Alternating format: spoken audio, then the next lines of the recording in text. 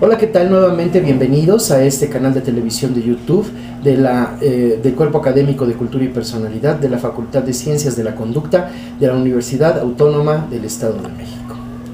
En esta ocasión vamos a tocar un tema que es muy importante en términos de la explicación del comportamiento. Mucho se ha hablado de que hay una cuestión de carácter biológico independiente de la cuestión de carácter psicosociocultural para la explicación del comportamiento. Para poder ahondar en la temática, hoy tengo el gran gusto de recibir una invitada que es la doctora Georgina García López. Ella tiene doctorado por la Universidad Iberoamericana y trabaja como profesora de tiempo completo en esta Universidad Autónoma del Estado de México en el campus de Atlacomulco. ¿Qué tal, doctora? Bienvenida, muchas gracias por aceptar esta invitación para participar con nosotros. Sí, buenos días. Ajá, muy bien. Y la primera pregunta, doctora, pues precisamente tiene que ver con qué tanto podemos decir, ¿no?, que en verdad el comportamiento, aún el psicosociocultural, ¿verdad?, tiene su base, su origen, o se desprende de una base biológica 100%. Pues hay tendencias generales, hay cosas que sí son propiamente muy biológicas. En realidad podemos decir que toda la conducta tiende a estas cuestiones biológicas, pero como que la misma biología nos da apertura para que según las condiciones socioculturales actuales uno pueda adecuarse, porque no es adaptarse, el proceso de adaptación lleva cientos de años. Entonces lo que en realidad hacemos ahora es adecuaciones con base en lo que la adaptación ya cursó a lo largo de miles de años. Y están las bases, o sea, hay bases generales y sobre esas bases biológicas de la conducta nos movemos, ¿no? Y como el principal punto es tender a un equilibrio, a una homeostasis. De hecho, la nueva teoría acerca del origen de la conciencia se basa en una teoría homeostática, ¿no? O sea, de que fuimos primero en un principio organismos unicelulares, se empezaron a hacer multicelulares y luego estos organismos multicelulares se repartieron el trabajo, pero tenían que cuidar que todos hicieran su tarea en una forma equilibrada. Entonces, de hecho dicen que la conciencia es un emergente de la multicelularidad homeostática. Tenía que desarrollarse algo que vigilara que la multicelularidad estuviera en homeostasis. Y es la teoría en el origen de la conciencia, ¿no? Entonces, parece ser que es muy importante el concepto de homeostasis y además el cuerpo tiende a la homeostasis desde nivel celular hasta nivel multicelular, y ya con base en esto, bueno, se desprenden algunas conductas que son básicamente biológicas y de ahí existen las tendencias según haya la necesidad para la sobrevivencia, ¿no? Es decir, todo proviene de la necesidad de sobrevivir. Exacto.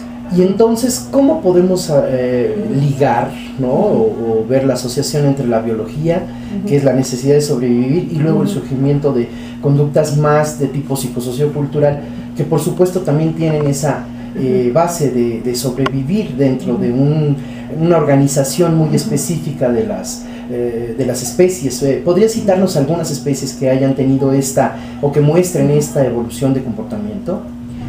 Sí, o sea, en realidad todos los organismos tendrían a la homeostasis y a la necesidad de sobrevivir. Viendo los organismos más pequeños, que son los, digamos, menos complejos para estudiar, por ejemplo, las bacterias, pues las bacterias cada una es un organismo unicelular. Supongamos que les cae radiación, unos 20 grays. Entonces eso iría directamente sobre su ADN y entonces la célula desaparecería, ¿no? Pero entonces lo que en realidad hacen en las siguientes generaciones es reparar su material genético. De hecho, gran cantidad de genes que tiene la bacteria es para reparar el ADN que se ha dañado por alguna situación ambiental. A eso le dedican gran parte de su, digamos, de su energía, de su información genética. Entonces vemos rápidamente que se repara, ¿no? En un experimento de 2 horas, pongamos, vamos y las irradiamos 5 minutos, ¿no? Las ponemos en un cultivo celular y entonces lo primero que vamos a ver es muerte celular, o por lo menos eso creían en la teoría. Entonces uno ve al microscopio y ya no ve cadáveres de bacterias, que uno se supondría que había cadáveres de células, ¿no? Sino que pasan por un proceso que se llama apoptosis, que es la muerte celular programada, y entonces el material que ellas tenían como que se vuelve a reconstituir en otra generación de células. Al fin, como tienen el mismo material genético, es como si fueran ellas mismas, ¿no? O sea, se reparan. Entonces siempre están en este proceso de reparación para estar para adaptarse, ¿no? Adecuarse.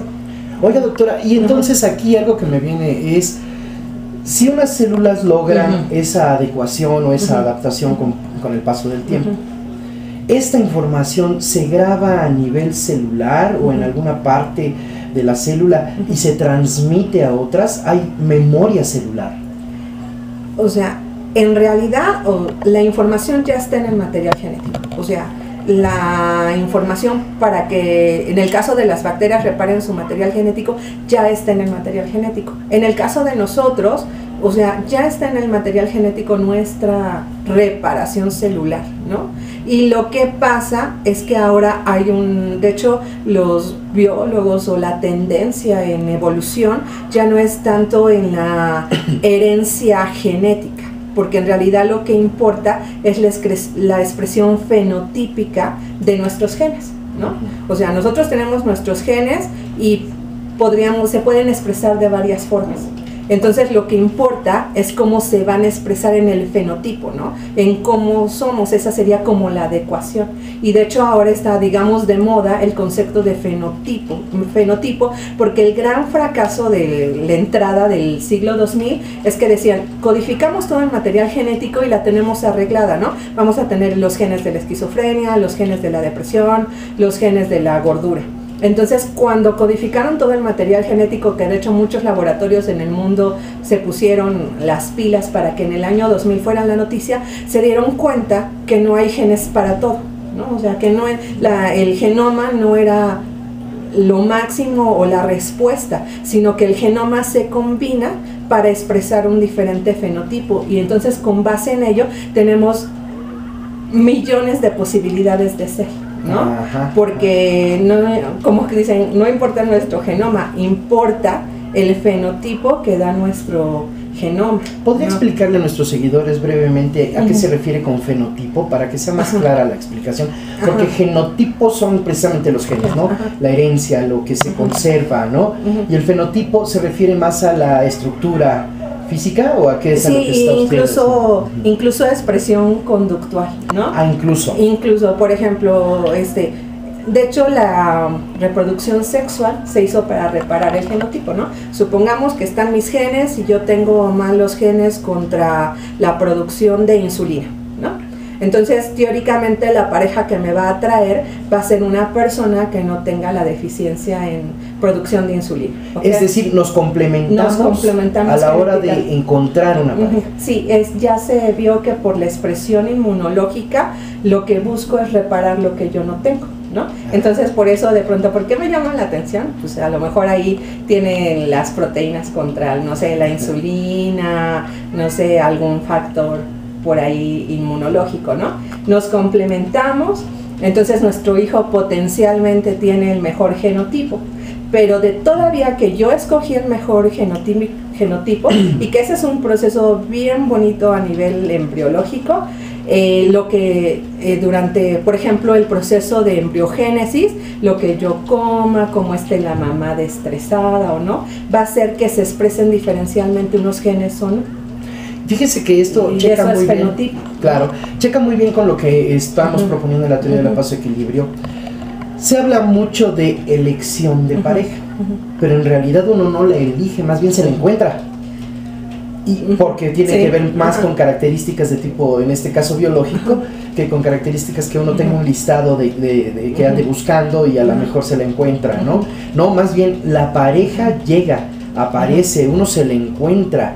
No es que uno la esté buscando como tal para elegir una pareja, sino que uno se le encuentra, ¿no? O sea, en términos muy biológicos, habrá algunos elementos propios de corporales, tal vez de olor, ¿verdad?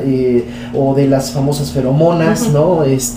Que nos resultan más atractivas que otras, y la razón es que lo que andamos buscando es algo que repare lo que nosotros genéticamente no tenemos, ¿no? No tenemos. Es algo muy interesante. Oiga, pasando a otro punto, mucho se ha hablado de que hay organismos que uno les pone un insecticida para que mueran, y en un principio mueren.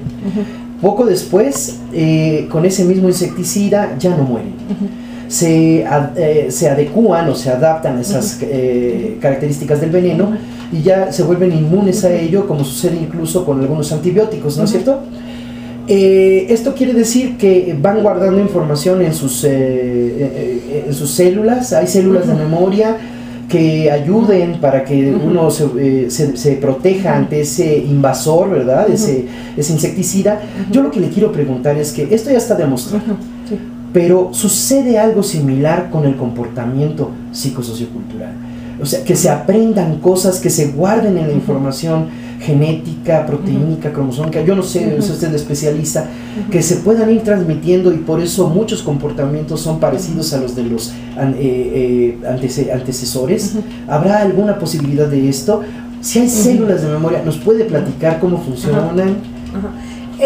Como que esto es muy complejo, o sea, sí tenemos unas bases conductuales, ¿no? Y hay una expresión a nivel cerebral para guardarlos, y en un momento dado las expresamos con base en lo que ya teníamos, pero lo que ha pasado es que el cerebro tarda muchos años en evolucionar, ¿no? Y como que la revolución social después de la revolución industrial, o no sé si antes, ha sido mucho más acelerada que la evolución de nuestro cerebro, ¿no? Entonces, en realidad, la experiencia como social es como muy importante. Le llaman a algunos teóricos como una extensión de nuestro genoma. O sea, no ha podido a lo mejor todavía adherirse como tal al material genético, pero dentro de las posibilidades, dentro de este abanico, tenemos la posibilidad de expresar ese tipo de conductas, y más bien como que se van heredando de generación en generación, ¿no? No sabemos si en algún momento en el cerebro van a llegar a ser como automáticas, pero otra cosa sí, es que el cerebro permite esa plasticidad conductual, ¿no? O sea, es tan grande la posibilidad genética. O sea, cuando me refería a que habían descubierto todo el material genético y no estaban los genes, esto quiere decir que de pronto se sobrelapan pedazos de aquí y de allá y permiten una expresión diferente. Pero esa no queda como tal en la siguiente generación. No necesariamente. No necesariamente. ¿Pudiera darse el caso? Pudiera darse de siguiente generación, no. Para que una conducta o una expresión se fije en el genoma, tendrían que pasar como 20 generaciones, teóricamente. Pero lo que sí es cierto es que los factores o los mensajes son parecidos, ¿no? Y entonces por eso se van a expresar. Por ejemplo, las generaciones actuales son más altas que las generaciones pasadas, pero lo que se está induciendo por el tipo de alimentación, por el tipo de nutrientes, hace que los genes puedan expresar eso, aunque no esté en el genoma, pero el genoma es tan plástico que sí te lo permite. Que eso es una cosa diferente a que sí hay inmunológicamente, por generación en generación, sí hay células de memoria, pero ese es un concepto como diferente del sistema inmunológico. Por ejemplo, ahorita lo ataca que va a entrar el invierno y un virus contra la gripe, ¿no? Entonces el virus se introduce, el sistema inmunológico lo reconoce, hay unas células que se llaman células T, que el sistema inmunológico en sí va a producir proteínas contra ese nuevo virus, y entonces las células T guardan la memoria, ¿no? Entonces, pero eso lo va a inmunizar de generación de individuo en individuo. O sea, usted no podría con un hijo heredarle sus células de memoria del sistema inmunológico. Aunque aquí se dice que, por ejemplo, si una pareja, un hombre y una mujer, se atraen biológicamente, es porque sus sistemas inmunológicos de alguna manera son compatibles y las crías se fortalecen. ¿Esto qué tan cierto es? Eso sí es cierto, o sea, eso también estaría como un concepto aparte, ¿no? De hecho, cuando me refería de la reproducción sexual, sí, cuando se juntan dos personas que se atraen, es para reparar todo tipo de errores genéticos, en especial la mejora del sistema inmunológico, ¿no? Entonces, de ahí sí. Pero entonces lo que yo permito con un apareamiento con una persona que me atrajo es que mi hijo tenga mayor posibilidad de responder al ambiente, ¿no? Es como que le regalo más, no sé, puntos en el banco, no sé cómo decirlo. Mayor protección, ¿no? Mayor protección. Ajá, y ya para sobrevivir. Y si él lo necesita, lo va a expresar. Si no lo necesita, pues no hay problema. No hay problema, no lo va a expresar. Sin embargo, ya lleva esa carga que le puede ayudar a defenderse de los embates ambientales, sí, biológicos, 100%, ¿no? Sí, entonces dicen de hecho que es mejor que sea plástico la expresión a que fuera como rígida, ¿no? Genética, nada más de genética en genética, sino que es mejor que sea fenotípica porque abre la posibilidad de mayor combinación, ¿no? Oiga, entonces esta explicación del comportamiento me lleva a pensar que la biología y la conducta sí tienen una relación importante que va mucho más allá o es más compleja que el simple arco reflejo. Sí, yo creo que es complejísima y que para seguir, o sea, en este mundo la conducta debe de tener sus componentes biológicos y debe de tener sus componentes sociales que finalmente retroalimentan la expresión genotípica y fenotípica, ¿no? O sea, fíjese que nosotros en la teoría de la paz y equilibrio tenemos una propuesta interesante que dice: la vida está en movimiento, todo movimiento implica un desgaste, todo desgaste es una amenaza porque pues genera tensión, conflicto, ¿verdad? Genera pues sufrimiento, incluso se puede llegar a ansiedad, etcétera, ¿no? Entonces digo, la vida está en movimiento, todo movimiento implica un desgaste, todo desgaste es una amenaza porque además todo desgaste irremediablemente nos lleva a morir. Aquí el origen de la conducta está citado en la biología porque a partir de que ese desgaste está, nuestro comportamiento todo está orientado a tratar de evitar precisamente el movimiento, el desgaste, la amenaza y la muerte. ¿Y cómo se hace? Si en términos biológicos no podemos hacerlo porque, por ejemplo, yo no tengo garras suficientes o fauces poderosas para defenderme de mis depredadores o de atrapar una presa y comerla, etcétera, pues desarrollo estrategias artificiales, que aquí le llamamos psicosocioculturales, que nos llevan a implementar formas de comportarnos para poder sobrevivir. Y cuando yo veo que esa estrategia artificial funciona, la ubico como favorable, positiva, y yo me siento como el mejor porque yo la apliqué, ¿no? Y entonces cuando es individual esta estrategia es creatividad. Cuando se vuelve grupal, que muchos la practican, se vuelve cultura. ¿Usted qué tan de acuerdo estaría con este planteamiento? Sí, yo estoy de acuerdo que los procesos culturales y las conductas son una forma de adecuarse, ¿no? Y de defenderse, ¿no? Y de defendernos. Por ejemplo, la lectoescritura. Igual tenemos a nivel cerebral y expresión genética la posibilidad de desarrollarla. Pero si ahora no sabemos lectoescritura, pues estaríamos como perdidos, ¿no? Entonces es lo debemos de aprender. Nuestro sistema nervioso lo permite, pero es una forma de adecuarse, ¿no? Y de hecho la creatividad es una forma de un recurso atractivo, ¿no? Para poder empatar o más bien luchar contra los procesos ambientales que tenemos, ¿no? Psicoambientales. Entonces sí, o sea, tenemos una gran gama de posibilidades y nos tenemos que estar adecuando para poder sobrevivir, ¿no? Oiga, doctora, cualquier cosa, ¿no? Claro. Fíjese, como usted comenta, la evolución biológica es lenta. Pero la evolución psicosociocultural ha sido aceleradísima, es muy rápida. Es muy rápida. En la teoría de la paz y equilibrio yo digo que todo tiene su base en lo biológico y estoy convencido de ello al 100. Pero fíjese, yo le quiero preguntar qué tanto nos parecemos los humanos de hoy a los primitivos. ¿Qué tanto? ¿Ustedes en biología han detectado algún cambio importante? ¿Se ha notado algo diferente entre aquellos seres y nosotros? biológicamente hablando, no nada más en términos psicosocioculturales, sino tenemos instintos, conductas netamente biológicas diferentes de aquellos primeros seres? Yo creo que no somos tan diferentes, nada más que ahora, dada tanta población y circunstancias diferentes, incluso ya se llaman trastornos, ¿no? Pero me imagino, por ejemplo, a un TDAH cuando los hombres tenían que ir a cazar, ¿no? Un trastorno por déficit de atención generalmente no tiene miedo, se avienta, ¿no? Y a lo mejor en ese momento un TDAH era adaptativo, ¿no? O sea, vamos a cazar, sí, vamos a cazar, ¿no? O sea, sí, me va a matar, pues ni siquiera ha vivido el miedo a que me maten, ¿no? Sí. Entonces a lo mejor igual pudo haber sido un líder. Esa expresión en ese momento era adaptativa, ¿no? Sí. Pero si ahora lo tenemos encerrado porque sus papás se van a trabajar, viendo la televisión en 4 paredes, pues claro que su conducta no le va a dar para la expresión para la casa, ¿no? O sea, va a estar contenido y entonces va a tener circunstancias que en este momento podrían sonar no adecuadas, ¿no? Ajá. Pero a lo mejor las expresiones no eran... Si hablamos desde Homo sapiens o hombre neandertal, ¿no? De hecho, que dice que cohabitó con sapiens, yo creo que no hay muchos cambios a nivel conductual.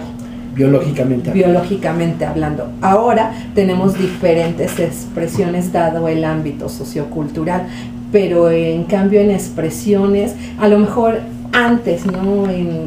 Hablando de Homo habilis y eso, un poquito más, pero no creo. Muy bien, pues mire, ya nada más tengo una sola pregunta, ¿no? Para ir cerrando esta de veras interesante entrevista. ¿Qué sucede en las especies cuando tienen sobrepoblación? Tienden a desaparecer. De hecho, ahorita estamos sobrepoblados. Vivimos, más o menos se supone que por cada 5 deberíamos de vivir 1, porque para desarrollar nuestra conducta y nuestras necesidades bases necesitamos un área mínima, un agua mínima, un oxígeno mínimo, y entonces se supone que somos la mayor plaga, y los cálculos es que estamos 5 veces cohabitando el planeta, ¿no? Porque no se dan los círculos de producción de oxígeno, nitrógeno, que necesitan años, no se dan abasto con tanta población, ¿no? Híjole, es una maravilla esta información, porque aquí en la teoría decimos que la sobrepoblación es el único problema que tiene que resolver la humanidad para poder vivir nuevamente en paz. No sabe de verdad cuánto le agradezco. Le pido de favor que, como esto es una invitación, usted nos regale su correo electrónico para nuestros seguidores, porque ellos quizá quieran ponerse en contacto directo con usted, y para no triangularlo, pues preferimos que usted nos haga el favor de regalarnos su correo. Pues muchas gracias por la entrevista, por estar hoy aquí, y mi correo es gigarlo@hotmail.com, Gigarlo. Muy bien, pues muchísimas gracias. Ahí tienen los comentarios desde la biología. Es algo de verdad muy interesante. Los esperamos en la próxima. Espero les haya gustado. Que tengan ustedes una hermosa tarde. Quedamos en contacto.